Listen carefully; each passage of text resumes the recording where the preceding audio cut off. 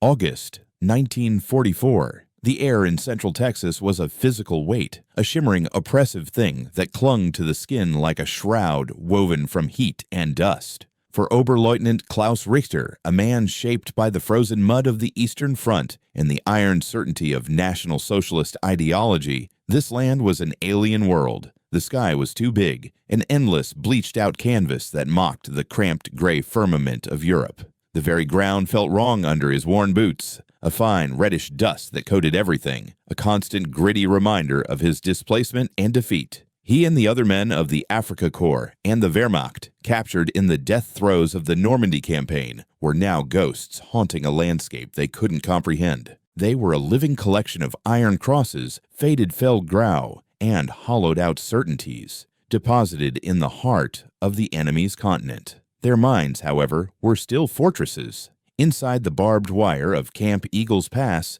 they rebuilt the Reich in miniature. They maintained their ranks, their discipline, their unwavering belief system. The American Guards were viewed through a lens of carefully curated contempt. They were boys, soft and artless, products of a decadent, racially mixed society that lacked the martial spirit, the inner fire that defined the German soldier. Their efficiency was a clumsy imitation of Prussian order, their friendliness a sign of weakness. Propaganda films they had seen back home flickered in their collective memory. America as a chaotic, jazz-addled nation of gangsters and stock market gamblers, a hollow giant that would crumble with a single decisive blow. Their capture was not evidence of the giant's strength, but a fluke of material advantage, a temporary setback on the long road to a 1,000-year destiny. They spoke of the secret weapons, the V-rockets that were even now turning London to rubble, and the ultimate triumph that was not just possible, but inevitable. Every conversation was a reinforcement of this creed, every shared glance a confirmation of their unique and tragic superiority. They were wolves among sheep, temporarily caged but spiritually unbroken. They huddled together, not for warmth in the suffocating heat, but for ideological solidarity, their shared worldview a shield against the disorienting reality of their new existence. They were the bearers of a sacred flame in a land of profane indulgence, and they waited for the day their world would be set right again. But the enemy they thought they knew, the one from the newsreels and the speeches of the Führer, was not the enemy they were about to encounter. What they could not have known was that their fortress was about to be breached, not by force or interrogation, but by something far more insidious, something born of the very system they despised. If this story of clashing worlds already has you hooked, make sure to subscribe and hit the notification bell. You won't want to miss what happens when ideology collides with a reality it cannot explain. It began on a Tuesday, a day indistinguishable from any other in the grinding monotony of prison life. The sun was at its zenith, a malevolent eye in the vast Texas sky, and the men were returning from a morning of pointless labor, their uniforms dark with sweat. They moved with the lethargic economy of men conserving their energy against the oppressive heat. Then they saw it. A large green truck, utterly unremarkable in its military plainness, was parked near the mess hall. American guards, their faces flushed and beaded with sweat, were unloading wooden crates. There was no sense of ceremony, no announcement. It was an act of routine logistics, as mundane as a delivery of bread or potatoes. But what came out of the crates was anything but mundane. It was glass, hundreds of small, fluted glass bottles filled with a dark, almost black liquid. Klaus Richter watched from a distance, his eyes narrowed with suspicion. What was this? Some new form of American foolishness, a medical supplement for the heat. He saw one of the guards, a young corporal barely old enough to shave, use a tool on his belt to pop the metal cap off a bottle. The sound was a sharp, satisfying hiss, a release of captured energy. The guard drank deeply, his Adam's apple bobbing, and a sigh of genuine pleasure escaped his lips. He then wiped his mouth with the back of his hand and grinned at his fellow guard. It was an unguarded, simple moment of relief from the heat.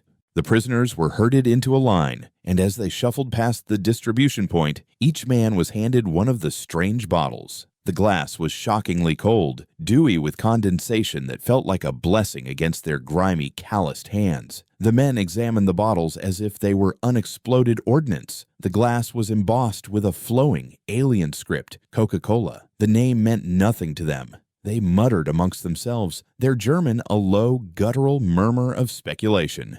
"Is it medicine?" one asked. "Perhaps a laxative to humiliate us," another, a cynical veteran from Stalingrad, suggested. A few, bolder or simply more thirsty, followed the guard's example and prized off the caps with their belt buckles. The hiss was followed by a fizzing foam that rose and then settled. They sniffed it cautiously. The scent was sweet, laced with a complex, unidentifiable aroma of spices and botanicals. It smelled of nothing they had ever known. It smelled foreign, artificial, untrustworthy. Klaus, ever the officer, observed his men's reactions. He saw the doubt, the derision, the deep-seated suspicion that this had to be a trick. The very idea was an insult. The American enemy, the one they had been taught was teetering on the edge of internal collapse, was wasting precious resources on this sugary water for its prisoners. It made no sense. It was a gesture so illogical, so contrary to the hard-bitten calculus of total war, that it could only be a charade, a piece of clumsy, transparent propaganda designed to make them think their captors were benevolent. He resolved not to drink it. He would not participate in this farce. But the coldness of the bottle in his hand was a potent argument. The heat was a living entity, and this small vessel was its perfect antithesis. He watched a young private, a boy from Bavaria who had been captured in his first week of combat, hesitantly take a sip. The boy's eyes widened. He took another larger swallow and then a third. A slow smile spread across his dust-caked face, a smile of pure, uncomplicated delight. It was a reaction too genuine to be faked, and for the first time, a hairline crack appeared in the fortress of Klaus Richter's certainty. What could possibly be in that bottle to elicit such a reaction? The answer would prove to be more world-altering than any of them could have imagined. The story of this strange new reality is just beginning. If you're captivated by this historical mystery, support the channel by hitting the like button and sharing this video with a friend who loves history. The next day, it happened again. And the day after that, the green truck became a daily feature of camp life, as reliable as the brutal sunrise and the mournful sound of taps at dusk. The distribution of the cold, dark liquid ceased to be a novelty and became a ritual. The initial theories of it being medicine or a psychological weapon evaporated under the relentless sun of routine. It was not a special occasion. It was simply a part of the daily ration. This systemic, almost casual display of abundance was profoundly unsettling. In Germany, even before the worst of the Allied bombing, everything had been rationed. Every lump of coal, every pat of butter, every liter of gasoline was a precious resource to be jealously guarded for the war effort. The entire nation was organized around the principle of scarcity and sacrifice for the ultimate victory. Here, in this forgotten corner of Texas, the enemy was dispensing a non-essential luxury item to its prisoners of war every single day. The sheer logistical reality of it began to gnaw at the prisoners' minds. Klaus, with his officers' training, started to do the math. The number of prisoners in this camp, the number of camps across the United States, which they knew to be numerous, the number of bottles per man per day. The calculations led to staggering figures, millions of bottles per week, tens of millions per month. It implied a manufacturing and distribution network of incomprehensible scale, a system so vast and so efficient that it could casually divert a portion of its output to the comfort of its captured foes without any apparent strain. The cognitive dissonance was becoming a low-grade fever among the men. They would sit in the shade of their barracks, sipping the sweet, effervescent drink, and argue. The hardliners, the ideologically pure, insisted it was a sign of American weakness. "They are trying to buy our loyalty with sugar water," sneered a Hauptmann from the SS. "They are decadent. They have no concept of hardship, of struggle. This softness is why they will lose."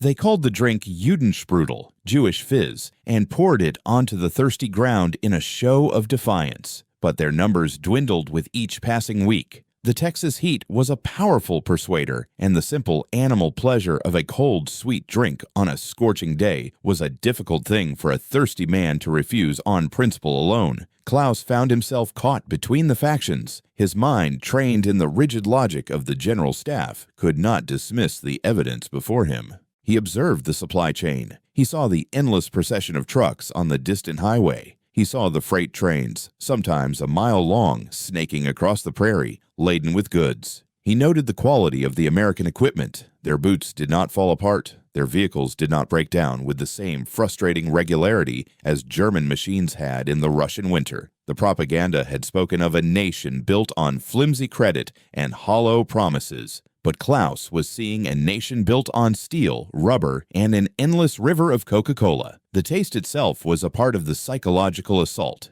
It was unlike anything in their European palate. It wasn't wine or beer or schnapps. It was aggressively modern, a product of chemistry and mass production. Its flavor was a complex symphony of sweet and tangy, with a strange, almost medicinal aftertaste that was both intriguing and slightly alienating. It tasted of another world, a world of confidence and effortless plenty. Each sip was a reminder of their own world's privations. Each cold bottle was a silent refutation of everything they had been told. The drink was not a message of benevolence. It was a message of power, a power so immense it could afford to be wasteful. And the most disturbing part was that the Americans themselves seemed to think nothing of it. To them, Coca-Cola was not a symbol of industrial might. It was just a drink, a casual part of their day. This nonchalance was perhaps the most powerful weapon of all. It suggested that this incredible display of logistical prowess was just the tip of the iceberg, a trivial fraction of what the American colossus was truly capable of.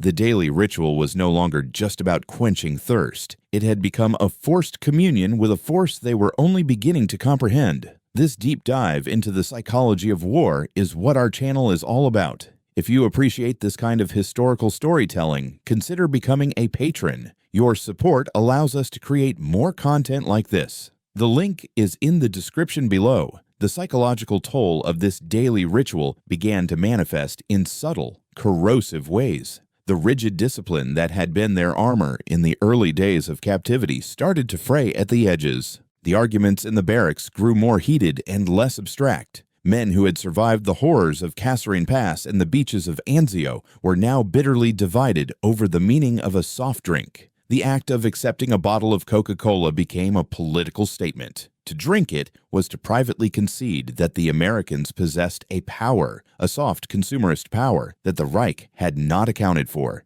To refuse it was to cling to a faith that was being eroded by 1,000 tiny daily proofs of its falsehood. Klaus Richter became a connoisseur of this erosion. He watched as men's memories of home, once a source of strength, became a source of pain. They began to compare. A sergeant named Rolf, a baker from Hamburg, once spoke with pride of how his family could make a nourishing bread from little more than rye flour and sawdust. He had seen it as a testament to German ingenuity and resilience. Now, after a month of drinking Coca-Cola and eating white bread that was impossibly soft and devoid of any nutritional grit, his stories took on a different tone. They were no longer tales of pride, but of deprivation. The ingenuity he once celebrated now seemed like a desperate measure to stave off starvation in a nation that could not even provide its people with basic sustenance. Klaus's own memories began to turn on him. He remembered the winter of '42,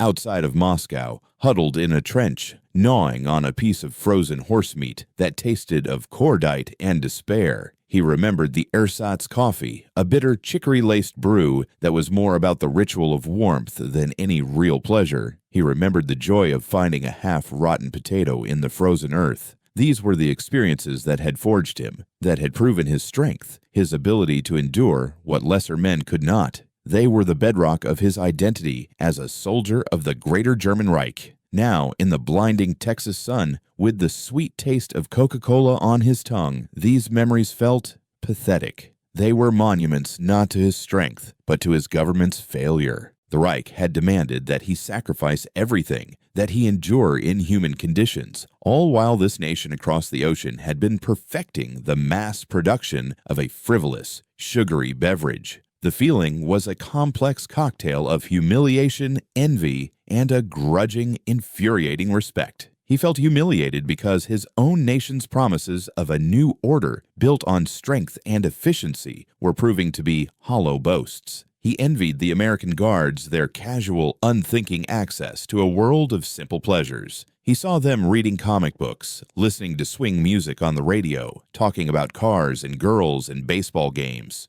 Their world was not one of constant existential struggle, of blood and soil and Wagnerian sacrifice. It was a world of comfort, of leisure, of things. And he was forced to respect the system that had created it. A system that could fight a global war on two fronts and simultaneously keep its soldiers and its prisoners supplied with ice-cold Coca-Cola was not decadent or weak. It was terrifyingly strong. This psychological unraveling was a far more effective form of re-education than any formal program could have been. The Americans didn't need to show them propaganda films. They were living in one. Every day, they ingested the evidence of their enemy's superiority. Klaus watched men who had faced down Soviet tanks with nothing but a Panzerfaust become quiet and withdrawn. The iron certainty in their eyes was being replaced by a confused, troubled doubt. They had been told they were the master race, destined to rule a world that would be purified by their will. But how could a master race, a people of supposed supreme ability, have been so thoroughly outproduced, outsupplied, and outmatched by a nation of gum-chewing adolescents who treated industrial miracles as commonplace? The daily bottle of Coke was no longer a beverage.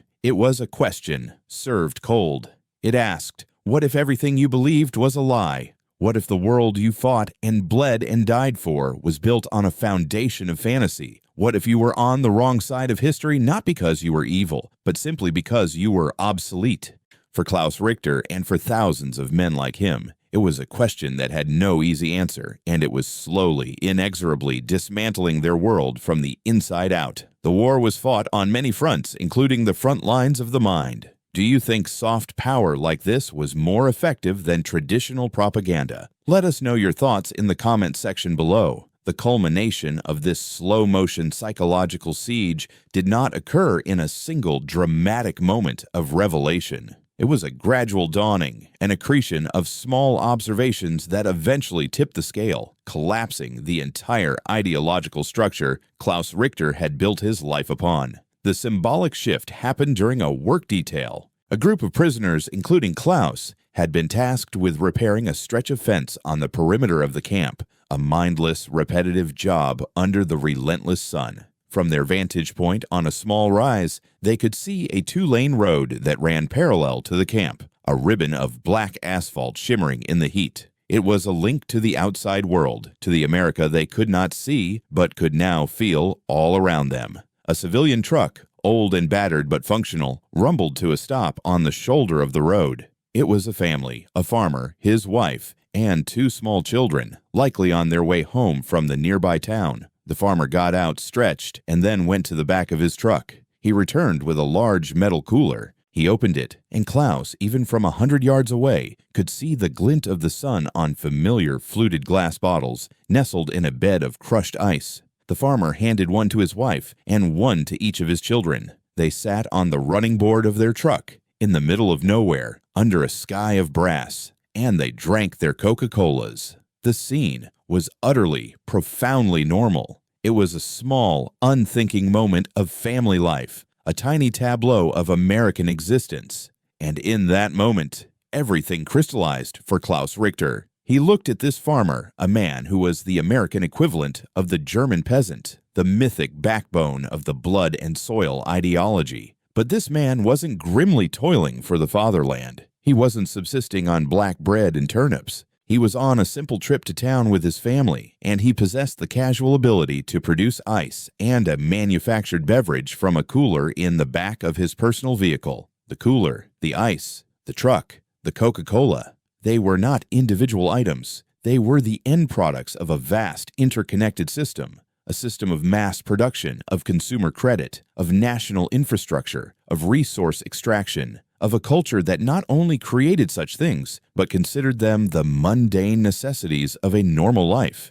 He suddenly understood. The Third Reich had built its entire ethos around the idea of the state. The state was everything. The individual existed to serve the state, to sacrifice for its glory. The ultimate expression of the Nazi state was the Panzer tank, the Stuka dive bomber, the V-2 rocket, instruments of destruction. But America had built its power on the individual. The system existed to serve the citizen, to provide him with convenience, with comfort, with products. The ultimate expression of the American system wasn't the Sherman tank or the B-17 bomber, as formidable as they were. It was this simple scene, a family enjoying a cold drink on a hot day. The military might was just a byproduct, a logical extension of an industrial base so gargantuan that it could produce both tanks and Coca-Cola coolers in limitless quantities. They had been fighting the wrong war. The German High Command had planned for a war of steel against steel, of tactical genius against tactical genius, but they had stumbled into a war against a factory that produced not just weapons, but a way of life that was, in its own way, more compelling and more powerful than any political ideology. They had offered the world a future of glorious, disciplined servitude to a powerful state. America had offered a future of refrigerators, automobiles, and Coca-Cola. In the end, it was no contest. The promise of a cold drink on a hot day was a more powerful siren song than the promise of a glorious death for the fatherland. Klaus looked at the farmer, then at the bottle of Coke he had been given that morning, still unopened in his pouch. It was no longer a beverage. It was a symbol. It was the condensed, carbonated essence of the force that had defeated him. It was the taste of a future he had not known existed, and it tasted like his own irrelevance. This realization wasn't a surrender, it was an obsolescence. His entire worldview, forged in the trenches and lecture halls of the Reich, had been rendered meaningless by a bottle of soda. The power of symbols in shaping our understanding of the world is immense. If you found this moment of revelation as powerful as we did, please hit that subscribe button to join our community of history lovers. The war in Europe ended. The camps emptied. The men of the Wehrmacht were eventually repatriated, sent back to a home they could no longer recognize. Germany was a landscape of ghosts and rubble, a nation physically and morally shattered. Klaus Richter returned to his hometown near Stuttgart, a city pulverized by the Allied air campaign that had been fueled by the same industrial might he had first witnessed in Texas. He found the ruins of his family home and learned that his parents had been killed in a bombing raid. The world he had fought to build was a smoking crater. The world he had fought against was now occupying his country, rebuilding it in its own image. In the years that followed, as the Wirtschaftswunder, the economic miracle, began to take hold, Klaus watched his nation's transformation with a sense of detached, almost academic irony. The first new buildings to rise from the rubble were not monuments or government offices, but factories. And the products they began to produce, first under license and then with their own renowned efficiency, were not tanks or guns, but cars, washing machines, and refrigerators. The streets of his town, once filled with the grim gray of military uniforms, slowly blossomed with the bright colors of new clothes, new shops, and new advertisements. The promise was no longer of national glory, but of personal prosperity. One day, in the summer of 1951, a large, bright red sign was erected on the wall of a newly built cafe in the town square. It featured the same flowing, unmistakable script he had first seen on a dusty Texas plain: "Drink Coca-Cola." The words were in German, but the message was universal. He saw teenagers, his countrymen's children, laughing and sharing bottles of the drink. For them, it was just a popular new beverage, a taste of the modern, a symbol of the new, prosperous Germany that was rising from the ashes. They had no idea what it truly represented. They didn't see the endless supply trucks, the mind-boggling logistics, the casual display of a superpower's surplus. They just tasted the sweet, fizzy flavor of a brighter future. Klaus never spoke of his time in the Texas camp. To his new friends and colleagues in the quiet, respectable life he built for himself as a history teacher, he was simply a veteran, a man who had done his duty and survived. How could he explain that his entire ideology, the animating force of his youth, had been dismantled not by an argument or a battle, but by a soft drink? How could he articulate that the most profound lesson of the war had come to him in the form of a chilled 12-ounce bottle of carbonated sugar water? It was too absurd, too deeply personal. The experience remained his own private, indelible memory, a secret touchstone of reality in a world that had been built on lies. Sometimes, on a hot summer afternoon, he would buy a bottle of Coca-Cola from a vending machine. He would hold the cold glass, feeling the familiar condensation on his fingers. He would pop the cap and listen for that distinct hiss, the sound of a system so powerful it had crushed his world without even noticing. He would take a sip, and the taste would transport him back. He was no longer a teacher in a peaceful, rebuilding Germany. He was Oberleutnant Klaus Richter, a prisoner of war, standing in the oppressive heat of a foreign land, holding a symbol of his own defeat. And in that quiet moment of reflection, he understood the war's ultimate truth. It was not about who had the stronger soldiers or the better generals, but about who could build the world that people, in their heart of hearts, actually wanted to live in. And that world, for better or worse, tasted of Coca-Cola. The legacy of this encounter was not written in history books or recorded in official archives. It was carried in the quiet memories of thousands of men like Klaus, who returned home forever, changed by the encounter with a reality that was more potent than any propaganda. They had seen the future, and it was being mass-produced, bottled, and served cold. History is full of these unexpected turning points, where small things reveal immense truths. Our journey into the past is far from over. Thank you for watching, and if you have a story of a seemingly small object or event that had a huge historical impact, share it with our community in the comments below.